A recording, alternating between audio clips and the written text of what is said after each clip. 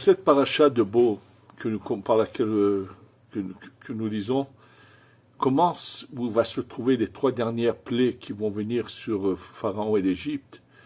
C'est marqué Bo el Paro, va chez Paro, viens chez Paro, qui anir badetit libo vet levavadav, j'ai endurci leur cœur, les ma'anchiti ototai et les bekirbo, pour mettre ces miracles en eux, en eux. Et le Or HaChaim HaKadosh, bien sûr, qui explique ce qui est marqué ici. En fait, il y a plusieurs choses qu'on doit comprendre. Question, pourquoi HaKadosh Baruch Hu veut détruire l'Égypte? D'accord, mais pourquoi ne pas d'abord faire sortir le peuple et ensuite emmener toutes ces plaies sur l'Égypte, faire de tout ce que l'on veut sur l'Égypte? Pourquoi fallait-il que ça a duré, selon une des opinions, 1 an ou 10 mois? C'est plus ou moins c'est pareil. C'est vrai que pendant cette période, les Béné Israël, le peuple juif, n'est plus assujetti, ils sont libres, ils n'ont plus besoin de travailler pour Pharaon et les Égyptiens. Mais pourquoi ne pas les sortir d'abord, puisqu'ils en ont marre, ils sont là, finalement ils sont quand même en exil, et ensuite continuer à punir l'Égypte autant qu'on veut. On voit que ça s'est passé par plusieurs étapes, puisque la finalité de ces plaies, ça va être avec la traversée de la mer. Pourquoi fallait-il que se passe tout ça? Ce qu'il faut avant tout savoir et comprendre très, très important. Et ça, c'est quelque chose qui est un enseignement pour nous. Ces descendants de Avraham, Yitzhak et Yaakov, puisqu'ils sont 210 ans dans un pays idolâtre, sans avoir reçu la Torah, qu'ils soient restés unis entre eux sans jamais se mélanger à la nation égyptienne, c'est déjà quelque chose de grandiose. Mais le problème, c'est évident qu'il y a eu un impact de la culture d'idolâtrie égyptienne sur eux. Or, comment peut-on donner à un peuple qui a vécu à côté d'idolâtrie, on va le voir plusieurs fois dans la Torah, qui sont tellement habitués à cette idolâtrie que on va des fois leur tolérer même de continuer à faire certains sacrifices, bien que eux pensent que dans ces sacrifices, ils donnent à manger à Dieu, que c'est de l'idolâtrie. Malgré tout, Hachem va leur permettre, parce qu'ils sont trop habitués, ils préfèrent qu'ils fassent ça que plutôt qu'ils aillent faire des sacrifices à l'idolâtrie carrément. Il faut donc, en fait, leur réinculquer en eux la Emouna. Il faut de nouveau les éduquer, leur donner la Emouna. En fait, quand Hachem veut qu'il soit là présent pendant ces plaies, les plaies qui frappent les Égyptiens pour le mal qu'ils ont fait sont en même temps une leçon de Emouna pour le Ham Israël. Et ça peut pas être, c'est pas un rouleau compresseur, ça doit mettre du temps, on peut pas en un instant faire changer la tête des gens. Et c'est c'est pas un rouleau compresseur, c'est pour ça que c'est lent, il y a une plaie, son impact, ce qu'elle fait dans la tête de ces gens-là, que ceux qui vont finalement sortir, à part tous ceux qui sont détruits dans les ténèbres. Donc c'est pour ça que Akadosh Baruch Hu fait les choses étape par étape. Et si on considère que cette sortie d'Égypte est quand même dans la précipitation, et que ce ne sera pas comme ça dans la venue du Mashiach, ça va nous donner une petite idée que pourquoi les étapes sont si dures et si lentes. Il faut le savoir que quand est-ce que leur émouna s'est totalement raffermi en eux, c'est lorsqu'ils traversent la mer. Vayosha Adonai Bayom Ahu et Israël Miad Mitzraïm. Ce jour-là, ils sont réellement délivrés parce que ce jour-là, ils vont voir l'ange qui protégeait l'Égypte totalement anéantie. Et c'est marqué, c'est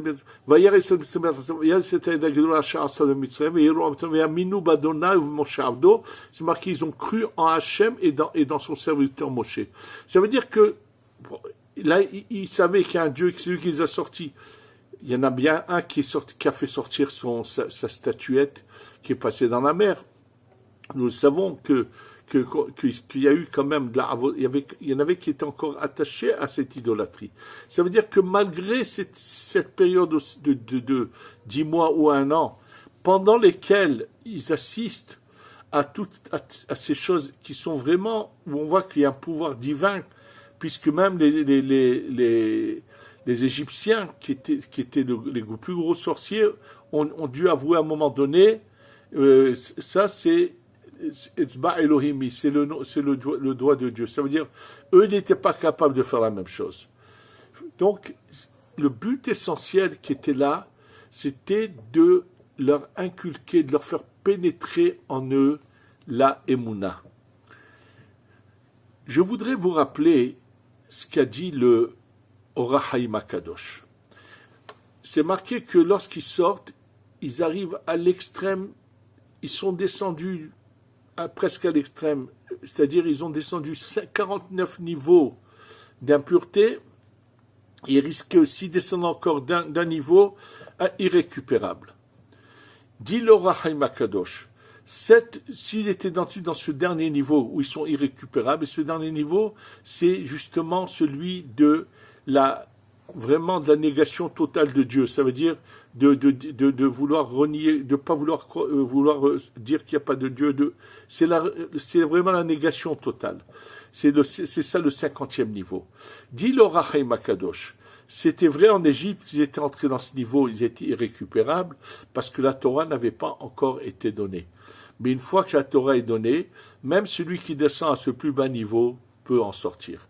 Ça veut dire que nous, dans notre génération, où on attend à tout moment que le Mashiach se révèle, il faut savoir ce que Hachem fait traîner les choses, parce qu'il veut qu'un maximum de gens soient sauvés.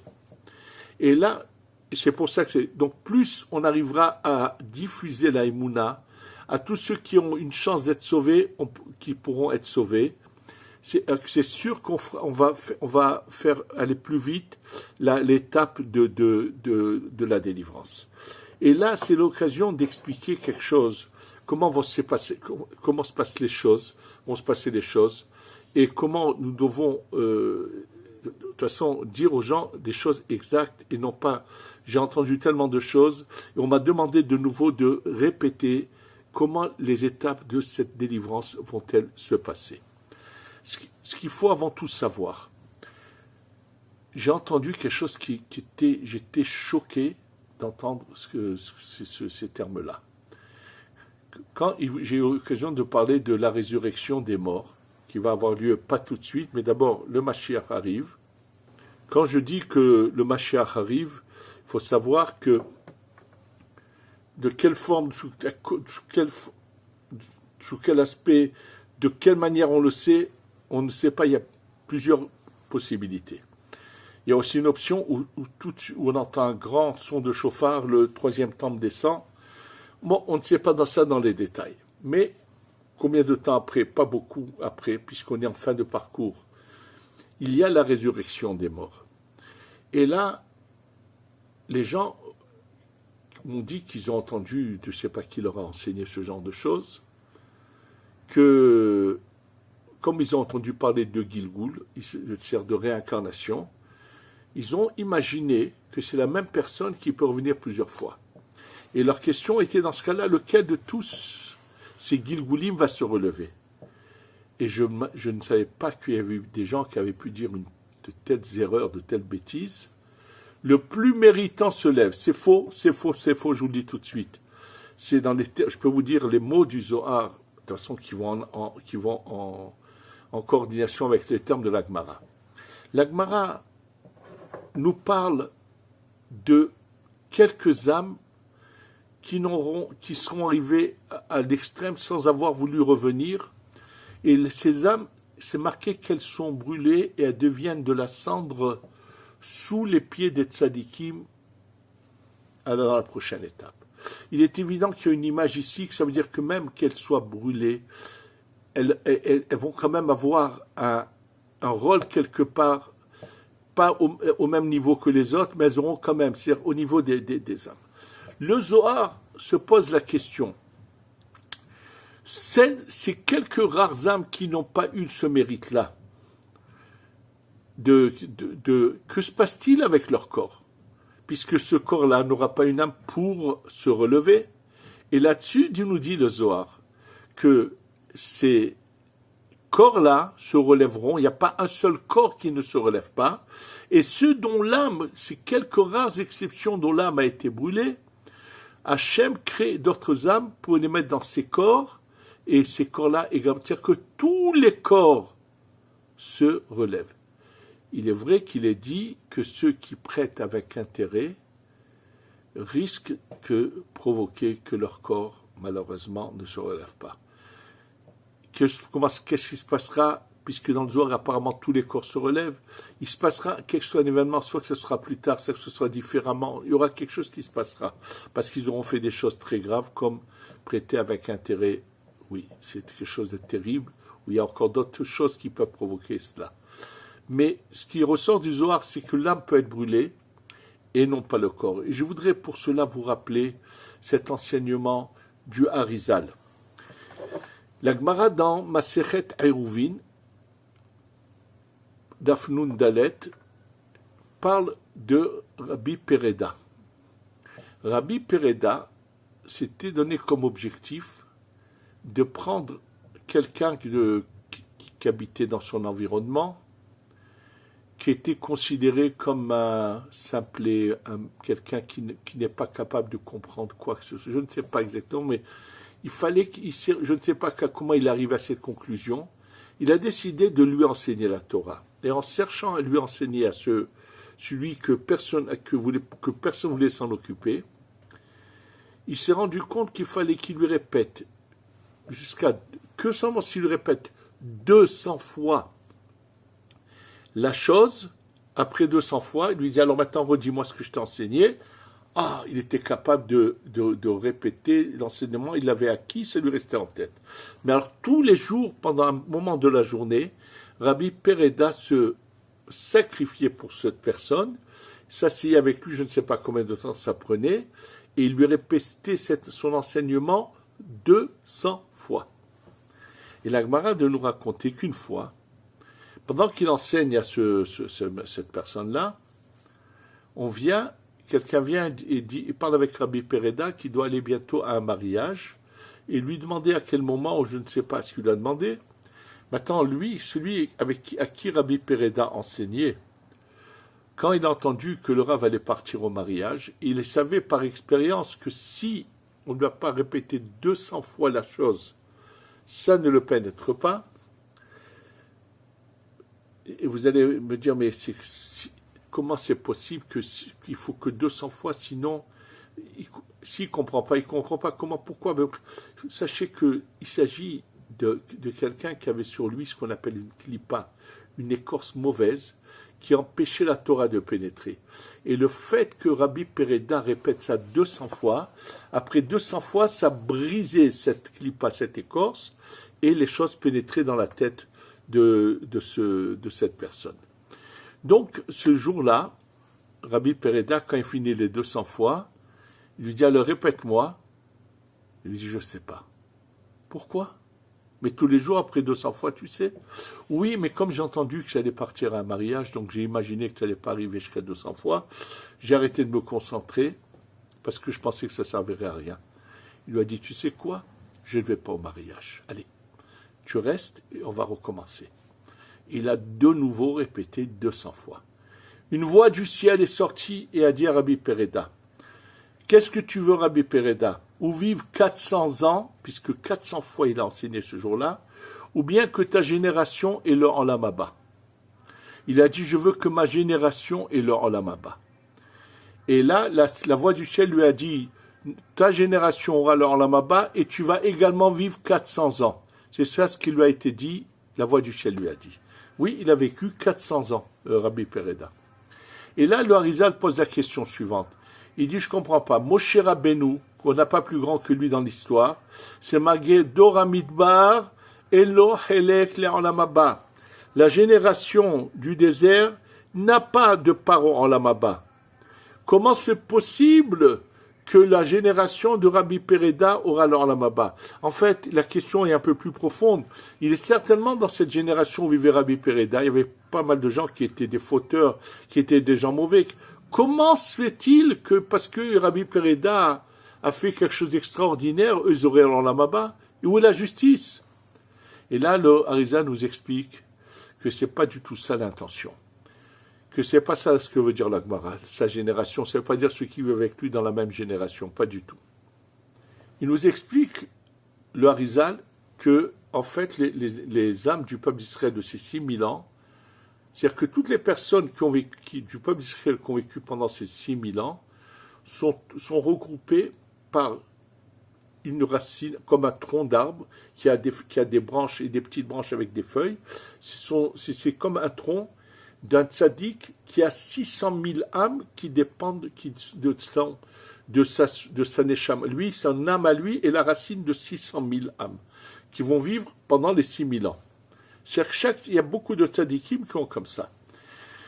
Et il dit, c'est ça ce qu'on appelle la génération. Il dit, on a dit à Rabbi Pereda, par le fait que tu as fait un tel effort, aucune neshama de ta racine, dans les 600 000 neshamot qui sont attachés à ta racine, aucune de neshama ne sera perdue.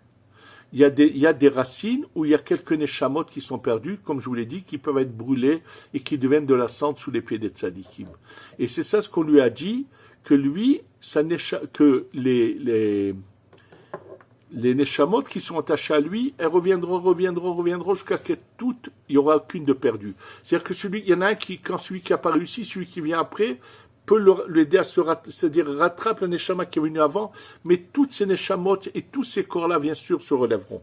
Donc le problème, je vous le répète, c'est uniquement au niveau de certaines neshamot qui peuvent être brûlées et deviennent de la cendre. Je vous dis que c'est une image encore. Par contre, il est évident que tout le monde se relève. Et alors, ensuite, que se passe-t-il? Il faut savoir que la période du Mashiach, n'a rien à voir avec le 7e millénaire.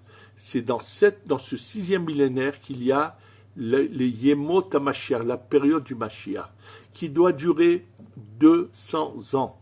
Donc il y a le 3e temple qui descend.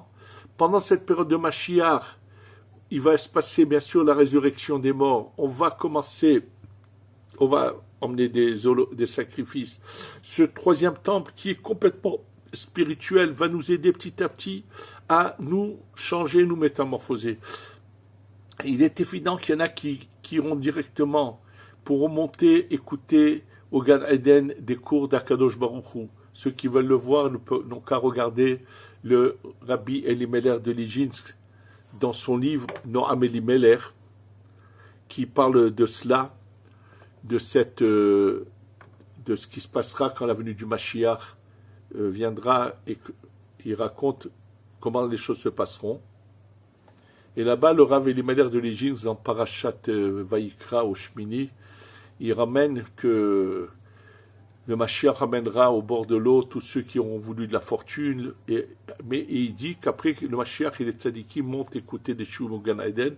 C'est-à-dire qu'il y aura cette période transitoire où finalement il se passe des choses où on est bien sûr tous vivants, il n'y a plus de morts.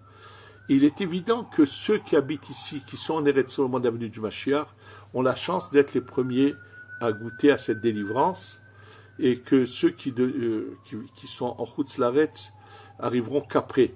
C'est marqué Boné Yerushalayim Adonai. Boné, il construit Yerushalayim Hashem. Et ensuite, Nithe Yisrael Yechanes, tous ceux qui sont dehors d'Eretz Israël, il les rassemble.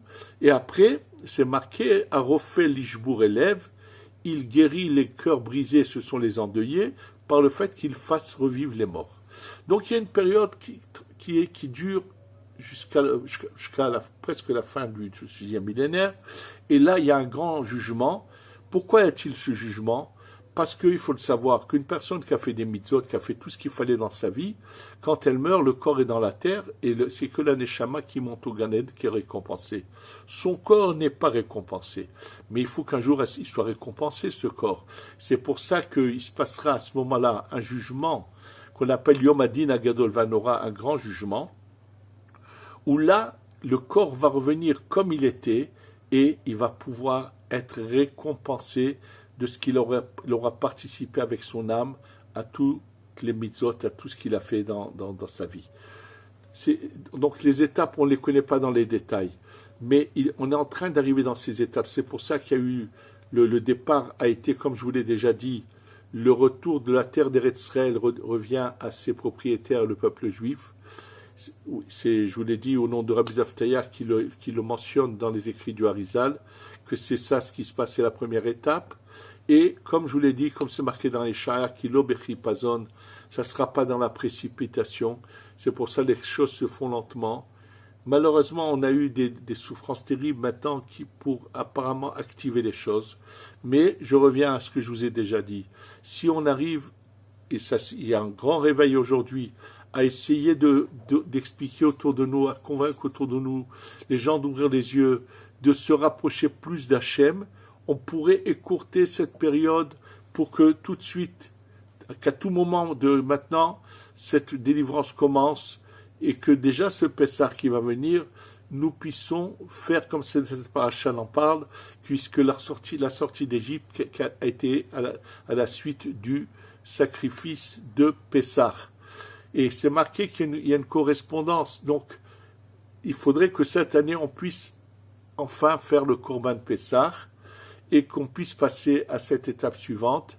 Il faut savoir que le libre arbitre va rester, mais à un niveau bien plus élevé, et que nous devons constamment nous travailler pour penser qu'à une chose, comment je peux servir Hachem.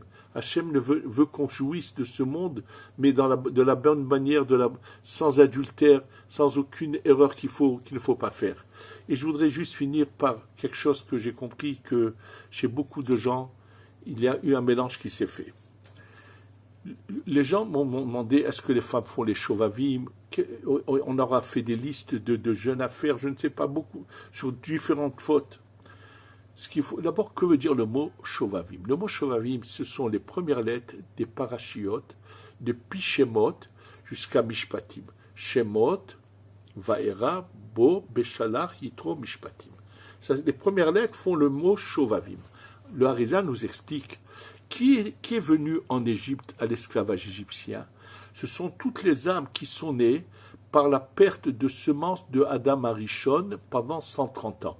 Elles ont été réparées, toutes ces âmes perdues pendant 130 ans, sans qu'il le veuille Adam Arishon, ont été réparées en Égypte. Il dit, quand nous lisons ces textes de la Torah qui parlent de l'exil avec la délivrance, c'est un moment opportun pour les hommes qui auront délibérément réveillé, pas dans leur sommeil, parce que ce qui se passe dans le sommeil, on n'y peut rien, en lisant le Kriyat Shema avant de dormir, ça répare. Mais ce que la personne a fait délibérément est un moment plus propice pendant cette période-là de le réparer. Parce que le Zohar dit que celui qui le fait délibérément, c'est comme si il était un assassin qui tue ses propres enfants. Donc c'est quelque chose de grave, le Zohar considère quelque chose d'assassin, celui qui fait ça, et c'est le moment le plus propice. Donc c'est ça, et ça ne concerne que les hommes et non pas les femmes. Toutes les autres fautes qui ont pu être commises, qui peuvent être considérées, qui sont aussi bien pour les hommes comme les femmes, l'adultère d'hommes mariés ou de femmes mariées, de nida, il y a beaucoup de choses, l'homosexualité, tout cela. Bien sûr, à tous les moments de l'année, celui qui a fauté peut réparer. Il n'y a pas que cette période-là. Et j'ai vu que maintenant, on s'y met à rajouter aux gens toutes sortes de réparations. Je ne sais pas qu'est-ce qu'on veut finalement. Cette période a été essentiellement, le Harizal nous a dit qu'elle concernait uniquement cette faute de celui qui délibérément s'est fait des écoulements. C'est ça ce que c'est les shovavim. Donc ce n'est pas quelque chose qui concerne les femmes. Celui qui aura fauté à n'importe quel moment de l'année, à qu'à aller voir un rave qui lui dira comment réparer, c'est qu'à condition qu'il est sûr qu'il ne refautera plus. Et je voudrais aussi vous rappeler ce qu'on dit aux gens de faire tant ou tant de jours de jeûne. Je voudrais vous rappeler ce que le Ben Ish Chai dit. Le Ben Ish Chai dit, écoutez bien, la tchouva, réparer, c'est avant tout ce qu'a dit le Rambam. Le regret, d'avoir fauté, s'engager à ne plus fauter, regretter et s'engager à ne plus fauter. Il dit, le Ben Ishraï, dans un de ses livres, sache que c'est ça la tchouva. Tout ce qu'a pu dire le Harizal de faire tant de jours de jeûne, les racheter, tout ce que vous voulez, il dit, c'est comme des épices qu'on met dans un plat. Mais l'essentiel, c'est le plat, non pas les épices. Il faut savoir que c'est ça. Donc aujourd'hui, on demande aux gens de faire, pas du tout. La tchouva, il faut se rappeler. C'est celui qui veut faire tchouva, il fait ce que le Rambam a écrit. C'est ça la tchouva que Hachem attend de nous. Qu'on fasse tous ces tchouvas et qu'on arrive enfin à la Géoula Shlema, la délivrance totale, et fasse que ce Pessah, on pourra tous emmener l'agneau pascal au Beth Amikdash. Amen ve Amen. Yerushalayim